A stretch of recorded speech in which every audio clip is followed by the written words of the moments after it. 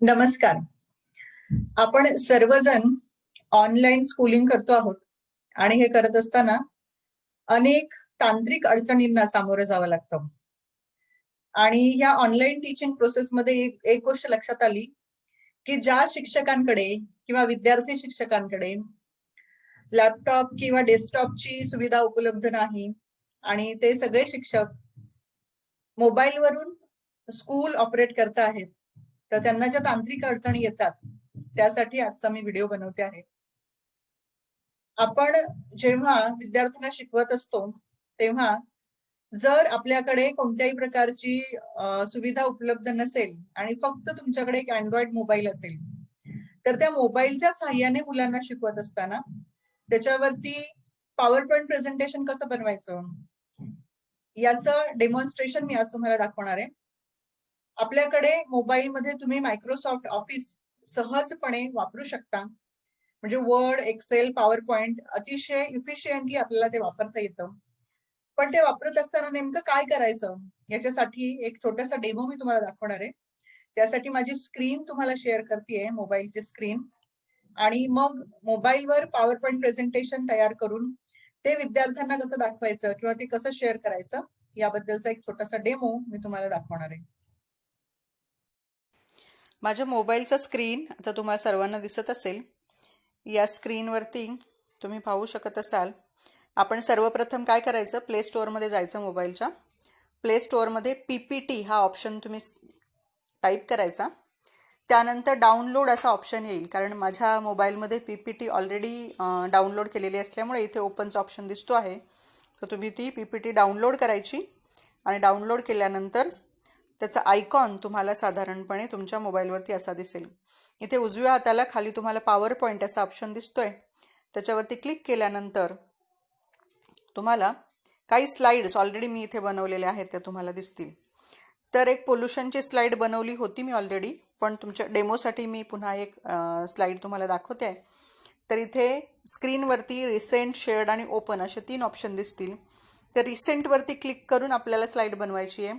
तो तुम्हाला sign in असं पण विचारेल. जेव्हा तुम्ही शेअर्डमध्ये जाल तेव्हा साइन इन असं विचारेल. परंतु साइन इन न करता सुद्धा आपल्याला हे ॲप वापरता येतं. ते कसं वापरायचं हेच मी तुम्हाला दाखवणार आहे. तर इथे वरच्या बाजूला राईट हँड साईडला प्लसचं चिन्ह दिसतंय. त्या प्लसवरती क्लिक केल्यानंतर सर्वप्रथम तुम्हाला ब्लँक प्रेझेंटेशन दिसेल आणि खाली बरेचसे ऑप्शन्स दिसतील. तुम्ही कोणत्याही कलरची, कोणत्याही टेम्पलेट तुम्ही तुमच्या प्रेझेंटेशनसाठी वापरू शकता. तर इथे एक फ्रेम नावाचं एक टेम्पलेट आहे, ते मी घेते आहे. तर इथे तुम्हाला दिसेल बघा, खाली ऑप्शन काही दिसत आहेत की लेआउट तुम्हाला इथे दिसतो आहे. लेआउट नंतर तुम्हाला plus, conversation, table, picture, text box, camera असे वेगवेगळे ऑप्शन दिसतील. मला इथे समजा टायटल द्यायचं आहे याला, तर मी पहिलं टायटल देते आहे. समजा मला हा जो फॉन्ट आहे, ह्या फॉन्टचा कलर बदलायचा आहे, तर तो मी बदलू शकते. कोणताही कलर मला तिथे घेता येईल. त्याला बोल्ड करता येईल, त्याला इटॅलिक करता येईल, अंडरलाईन करता येईल. अशा पद्धतीने हे ऑप्शन्स इथे आहेत. आणि मला त्याच्या खाली समजा माझं नाव टाकायचं आहे की हे प्रेझेंटेशन कोणी तयार केलं आहे, किंवा तुम्ही तुमच्या शाळेचं नाव टाकू शकता, तुमचा कुठला वर्ग आहे त्याचं नाव टाकू शकता. तर अशा पद्धतीने ही माझी पहिली स्लाईड इथे तयार झालेली आहे. तर इथे तुम्ही चित्र तुम्हाला एखादं ॲड करायचं असेल तुम्ही करू शकता. समजा मी दुसऱ्या स्लाईडवर घेऊन बघूया. तर स्लाईडच्या बाजूला तुम्हाला इथे प्लस साईन दिसेल खाली. तर या प्लस साईनवर क्लिक केल्यानंतर दुसरी स्लाईड इथे तुम्हाला येईल. इथे मला चित्र घ्यायचं आहे पोल्युशनचं. तर मी इथे चित्र इमेजवरती क्लिक केल्यानंतर तो मला मोबाईलच्या गॅलरीमध्ये घेऊन जाईल. मोबाईल गॅलरीमध्ये माझ्याकडे इथे ऑलरेडी एक पोल्युशनचं चित्र आहे, ते मी इथे घेते आहे. त्यानंतर डन ऑप्शनवरती तुम्ही क्लिक करायचं. डनवरती क्लिक केल्यानंतर ते चित्र ॲटोमॅटिकली तुमच्या स्लाईडवरती येईल. तर मी फक्त गॅलरीमधून हे स्लाईड इथे चित्र घेतलेलं आहे. तर ते तुम्हाला असं लहान करता येऊ शकतं, मोठं करता येऊ शकतं. तुम्ही इथे त्याला टायटल देऊ शकता. समजा मी इथे टाईप्स ऑफ पोल्युशन असं टायटल देते आहे. मला ह्या फॉन्टचा कलर चेंज करायचा, तर डबल क्लिक करा, तो फॉन्ट सिलेक्ट करा आणि त्या फॉन्टमध्ये जाऊन तुम्ही त्याचा कलर पण इथे बदलू शकता. मला ते बोल्ड करायचं, इटॅलिक करायचं, ते मी करू शकते. अशा पद्धतीने माझी दुसरी स्लाईड इथे तयार झालेली आहे. तिसरी स्लाईड आपण घेऊन बघू. इथे प्लस केलं की तिसरी स्लाईड येईल. मला या स्लाईडवरती समजा टेबल पाहिजे आहे, तर इथे टेबलवर क्लिक केल्यानंतर ऑटोमॅटिकली हा टेबल इथे येईल. मला तो हवा तेवढ्या आकाराचा रिसाईज करता येऊ शकतो. इथे मी टायटल देऊ शकते. समजा मला इथे डिसॲडव्हान्टेजेस ऑफ पोल्युशन असं टाकायचं आहे, तर हेही मला इथे घेता येईल. मला ह्याचा कलर मी तुम्हाला सांगितल्याप्रमाणे चेंज करता येईल. इथे delete, insert, style option, table, shading, text, arrange, autofit असे सगळे ऑप्शन्स अवेलेबल आहेत. त्यानंतर इथे ट्रान्झिशन पण देता येतात. म्हणजे मला समजा एखादं ट्रान्झिशन द्यायचं आहे, इथे home, insert, draw, design, transition, animation, slide show, review, view, table, जसे आपल्या लॅपटॉपवरती सगळे ऑप्शन्स असतात तसे ऑप्शन्स इथे आहेत. ट्रान्झिशन इफेक्टवरती घेतल्यानंतर तुम्हाला इथे दाखवेल की कोणत्या प्रकारचे इफेक्ट तुम्हाला हवे आहेत. आणि मी हा पेज कर्लचा इफेक्ट इथे घेते आहे आणि अप्लाय टू ऑल असं म्हटल्यानंतर तो माझ्या स्लाईडला इथे येईल. त्यानंतर मला एखादं ॲनिमेशन घेता येऊ शकतं, एखादं ड्रॉ मला करायचं चित्र, ते मला ड्रॉ करता येऊ शकतं. स्पेशली मॅथमॅटिक्स सायन्सचे जे विद्यार्थी आहेत, तुम्हाला एखादं चित्र काढायचं असेल तर ते तुम्हाला इरेज करायचा पण ऑप्शन आहे काढल्यानंतर. कलर ऑप्शन्स इथे वेगवेगळे आहेत. एखादी अंडू करायची असेल तर एखादं चुकून काही झालं इथे तर ते तुम्हाला अंडू पण इथे करता येतं.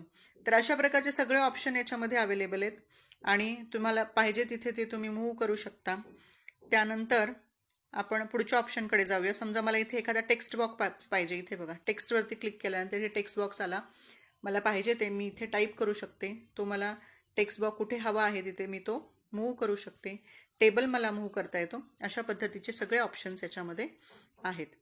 त्यानंतर इथे तुम्ही क्लिक केलं की तुम्हाला ऑलरेडी तुमचा कीबोर्ड चा ऑप्शन तिथे इनेबल होईल आणि इकडे तुम्ही बघू शकत असाल कॅमेऱ्याचं ऑप्शन पण आहे. म्हणजे तुम्हाला एखादं चित्र काढून इमिजिएटली तुमच्या स्लाईडमध्ये टाकायचे ते पण तुम्हाला इथे टाकता येईल. त्यानंतर font colour, clear formatting, bullets numbering, काही तुम्हाला पॉईंट्स तिथे घ्यायचे असतील तर बुलेट्स नंबरिंग घेण्याचं ऑप्शन आहे. लेआउट घेण्याचं ऑप्शन आहे. तर असे सगळे ऑप्शन्स घेऊन तुम्ही तुमचं प्रेझेंटेशन बनवू शकता. तर फॉन्ट फॉर्मॅटिंग हा पण ऑप्शन इथे आहे. आणि समजा इथे शेवटची स्लाईड मला थँक्यूची बनवायची आहे तर मी इथे थँक्यू असा पण ऑप्शन देऊ शकते. किंवा मला एखादं चित्र तिथे ॲड करायचं आहे ते पण मी गॅलरीतून करू शकते. आणि मी याचा थोडासा मला असं वाटतं की ह्याला कलर बदलूया आपण याचा, तर त्याचा कलर आपण पाहिजे त्यात तसा चेंज करू शकतो. तर अशा पद्धतीचे सर्व ऑप्शन्स आपल्याला मोबाईलमध्ये सुद्धा वापरता येतात. आणि मी इथे स्लाईड शो असं म्हटल्यानंतर तो मला फ्रॉम बिगिनिंग सगळ्या स्लाईड इथे दाखवेल. तर अशा पद्धतीने माझं इथे तुम्हाला दिसत असेल बघा, इथे ट्रान्झिशन पण दिसतं आहे ॲज अ पेज आणि तो मला पुढच्या स्लाईडवरती घेऊन जातो. ही माझी सर्वात शेवटची स्लाईड. किंवा मला बॅकवर्ड जायचं आहे तर मला अशा पद्धतीने पण जाता येईल कारण मी त्या पद्धतीचं ट्रान्झिशन माझ्या मोबाईलमध्ये दिलेलं आहे.